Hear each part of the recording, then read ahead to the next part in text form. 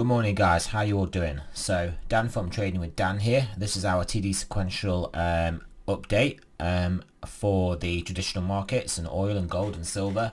So straight over to the charts. Firstly we've got the S&P here. So very strong, very strong. We have been saying that we're kind of getting guided up by this 21 on the daily. And then getting squeezed down by the 200, but we've actually broken above this 200 now. Currently trading above it. So if this could signal quite a bit of an expansion in the range here. So I think we could get a move up to the 786 at least. There's quite some nice historical horizontal confluence here. So maybe we'll get up to there and have a bit of a retrace, or but either way, then that's a target at the moment now.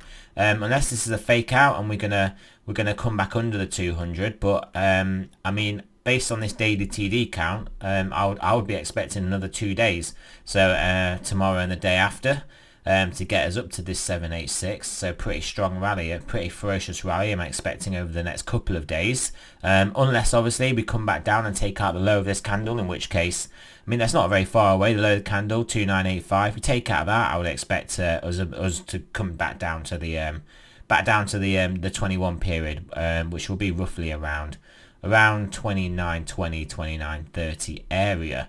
But yeah, so it's looking strong, it's looking good. So yeah, 786 is the next target. Obviously this is a lot of resistance, basically the 618 area and the 200 period moving average, 200-day moving average. So yeah, if we overcome that, expect to burst up. But yeah, we could just be getting a bit of a fake out and then basically a resumption downwards. I mean, that could even happen if we get to the 786, get rejected, then come all the way back down. But we just got to play it as we see it. RSI looking really good. MACD looking good too. Let's just expand this out a bit. Yeah, MACD looking positive as well. So yeah, it's all looking good for the S&P. We'll have a look at the Dow. We don't normally look at the Dow, but it should be pretty similar. They're quite closely correlated. Wait for this. Yeah, obviously we've got a different TD count on the daily here. The Dow is not looking obviously as strong as the S&P. We are looking like we are struggling with this level quite a lot more. So yeah, we'll look at this on the 4 hour, see if we can see anything different there. Yeah, not too much going on. A couple of nice nines that we retraced from. Oh, sorry, I did actually forget to look at the 4 hour on the S&P as well. So we'll have a look at that here, see what we've got. Okay, cool. So we have got a 4 hour 9. So yeah, this could potentially hold up price. So based on this and this new information, now that I've checked this chart, maybe we are looking at a bit of a fake out over this 200 daily, and we're gonna get a move back down to the 21. So I think, like, short term at least, we'll draw a trade idea on. We like doing these now, don't we, guys? We like the trade ideas. So we'll put the line here, line there. We will get rid of that. We'll get rid of the arrow at the end of it, and then we will draw another line. I think, well, we'll basically put 21. We'll do it like this. So maybe the 21. We'll put an arrow on that. So maybe the 21 on the 4 hour, or even potentially what will be around the 50/618, so the 50 period moving average straight 618. So yeah, we'll put those on and see how that works. We set the lines up with a daily. I'm guessing we'll have some sort of confluence at this level on the daily. No, not really, no. Look how they point straight down. But yeah, no, we're not quite near. So maybe the 21 on the daily if we do reject here. But again, we're looking at a 4 hour chart and then a daily, so we've got to really look at 4 hour price targets. So yeah, potentially this is the move, potentially. And then what would happen, I assume, would be a bounce off these levels would then basically take us up to the 786, unless we just keep going down, obviously. But this could give us the momentum. This could give us basically the momentum to then get a nice big push up. Yeah, so we'll have to see what happens there with the S&P. Oil looking very strong again as well. We had this trade on for a while back. I'm guessing it was from this 9. I mean, we had a subsequent 9 where we didn't draw the trade on the 4 hour, but what a great 9 sell that was. I mean, that's obviously slipped my radar, otherwise I would have drawn it on. I'm pretty sure it wasn't a daily 9. Yeah, look, nothing here. So it was clearly It was a 4 hour, but obviously, so basically what happened, what I should have done here, is obviously when we blasted through, thought, okay, we're going to remove that. We got the next 9, then I should have drawn a line below this 9, and then had that as a sell trade, and then, I mean, voila, it would have worked. We'll delete these now. So you guys are getting the gist of it now. If you're watching my videos and you're keeping up, I do feel that we should be developing a pretty good overview of how this works. So yeah, this is how we sort of do it. We get the 9, we wait for the break below it, and then we put the trade in. We don't get it there. We actually almost get a 9 here, and it kind of does hold the price up, as you can see, but we don't quite get the 9, so we can't break below it. But yeah, we actually get the 9 there. We trade below the 9. Even if you want to then look at the next candle, the 1 candle, we trade below the 1 candle. That activates a sell trade, and then that's a great return, that is. I mean, if we look at it from, that's the bottom of the 1 candle down to where it comes, that's a 9% move, guys. That's a $3 move in oil. So fair enough, it didn't happen last time, no trade, it just happens. And then, but you get it this time, 9% trade. And then obviously the last time we got it here, got the 9 candle.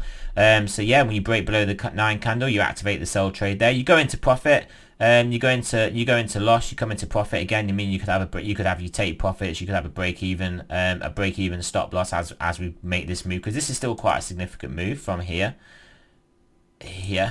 down to here. It's quite a significant move. Look, it's over 5%, so that's a massive move. So if you're not putting in at least a break even or even a 2.5% trailing take profit, then I mean, what are you doing? What are you doing? Do you know what I mean? But anyway, but look, either way, the trade goes back up, so pretty much would have stopped you out, but then obviously it comes back down again. But that's just markets for you. But though, you should have locked that in. Again, look here, the 9 here, nothing to do. We don't break, we don't come close, just no trade. So you take the trades when they come. When they don't, you don't take them, and that's how you do it, guys. The 4-hour TD9 is my favorite for trades. Daily's good, but you don't get those trades as often. I mean, you can kind of look at the daily here in oil. I mean, how many 9s have we got? I mean, yeah, we've got this one. What are we looking at? 12-hour here. Yeah, so we've got this 9 on the daily. I mean, there's your sell trade for this. I don't know if we did draw that. Maybe we did draw that. Maybe that's what the line was drawn on for oil before. So yeah, but we've not really come close to breaking this. But you can see the daily 9 candle coming up did coincide with weakness. You could have then timed that with the 4-hour candle even more perfectly for the perfect entry to then basically maximize your gains from that pullback. And then fair enough, it was short-lived, the pullback, but still plenty of profit there, plenty of time to take the profit. And yeah, and then obviously now you see this is a pretty bullish candle. This is a bullish candle here. So basically, whenever you break the top of that candle, it will trigger a buy trade if you're trading sort of candlestick analysis. So yeah, you would expect a continuation of the trend there. Right, so let's have a look at gold. So gold, we've got this trade drawn in. Looks like we're getting towards it. I'm guessing that this is based off a 4-hour chart. So we'll get the 4-hour on. Yeah, it was based on this 4-hour 9. So we're pretty much getting close to trading to was it based off a 4-hour 9? Yeah, I mean it must have been. Let's have a look at the 12-hour and daily just to double check where we would have based this from. Was it from a? No, it wasn't from a daily 9. Yeah, so clearly it was from this 4-hour 9, because this is the only other. Right, it wasn't a weekly. It's just one last check. It's not a weekly. No, it wasn't a weekly. So yeah, so it's based off this 4-hour 9 here. So I think we've just been a bit conservative with the sell level, moving us down a bit. So you can kind of see we've got it in the right place of horizontal support. That's why we kind of bounced off it the first time, because it is a significant level. If we break it, then you would expect us to accelerate to the downside. So like you can see, we have got very close to breaking it. So where's this target based on? The target is based on the 21 here. So yeah, target is based off the 21 on the daily. So that's sort of the area that we are looking at. So yeah, that trade could be coming into action soon. I mean, you can kind of see we've got a bit of a sort of ascending high, lower high, lower high, lower high, and I mean, flat bottom of sorts, at least for this end part, not so much down here, but that flat bottom does correspond with a lot of other horizontals. So yeah, I do remember specifically saying anyway, so breaking around the 720 level, then maybe expect to move down to the 1686, which was the daily 21. So that's kind of what I'm looking at here. This trade looks like it could be coming into fruition soon. Right, let's look at silver. Yep, so we had the silver trade. Obviously this one sort of faked us out into the trade. I think it was based on a daily, so I don't actually think it did fake us out into the trade. We did speak about this, that we didn't wick underneath. Yeah, so we didn't close the daily under, so it didn't activate the trade. So that didn't happen. We'll delete that now, just because that trade is now invalid, and we're now looking at the next one. This one was obviously based off the 4-hour chart. I believe it was based off the 4-hour chart, unless it's just still the same sell line that we're looking at. I should know this, obviously. It's still the same sell line. Yeah, it's basically still the same sell line based off this daily 9. Just this level, if you break it, then expect to move down to around here. So currently we haven't broke it on the daily time frame. We haven't broke it. It's based off this 9 here, on the daily. I don't know why. I did click to 12-hour rather than daily. I do that quite a lot. I need to pay attention to the time frame I'm on. And then I'm like, oh, but there's no 9 there. What was I looking at? But anyway, so yeah, the breaking below this 9 candle, closing a daily below, I think will take us down to this daily 21 at least, if not the daily 50. But daily 21 first target. Daily 50 might be coming quite nicely in with this sort of horizontal support here. So maybe, and if it's in a couple of days, the daily gets up to around here, the daily 50 period moving average, along with this horizontal support. Maybe that will be a more prudent target, but we will see. Gold silver ratio, yeah, like we said, I mean, this is not something we're particularly going to trade, but yeah, this was the line. So we had to buy 9, so this was actually a continuation sell trade if we didn't basically rally off the 9. And we carry on continuing lower, so basically taking out this low, the low of the 9 candle, and the one after, and the one after that as well. If we take out that, then I'd expect an acceleration to the downside to at least the 200. So that's what we've got drawn on here. So this would potentially be good. Well, good for silver relative to gold. Obviously, if gold's going down, it just means that silver won't go down as much. It doesn't mean silver's going to go up. Silver can still go down, and this gold silver ratio go down. But yeah, so that's what we are looking at there, and we'll have one last look at one more thing. Copper, you guys know my fate is my favorite. This is the market at the moment to be trading.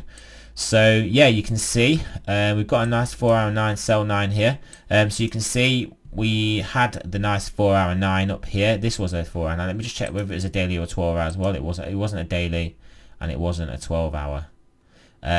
But what it was a 4-hour. Obviously it flipped to a 1, but it was a 9 previously in its life before the candle closed as a red 1. So this was the sell, top of the trend line.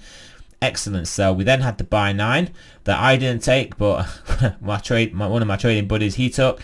But yeah, so he's in the middle of the range now, so he'll be looking at whether he wants to take it off on this 9 sell, whether he even wants to sell this 9 sell. I'm not necessarily wanting to sell this 9 sell, just because I'd rather wait for the top of the range, in all fairness, the top of this channel, rather than just take punts in the middle of the range.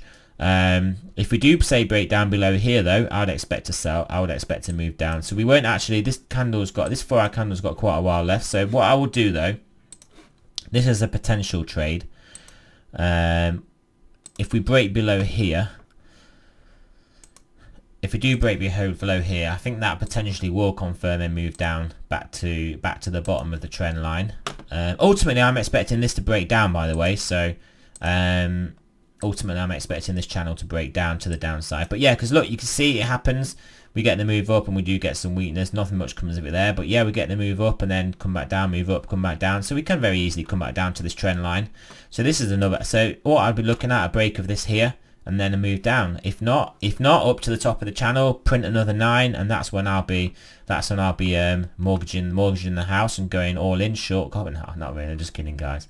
But yes, that's kind of what I'm looking at there. So the last one paid off. So we'll delete this now. I mean, it looks great. We got it right.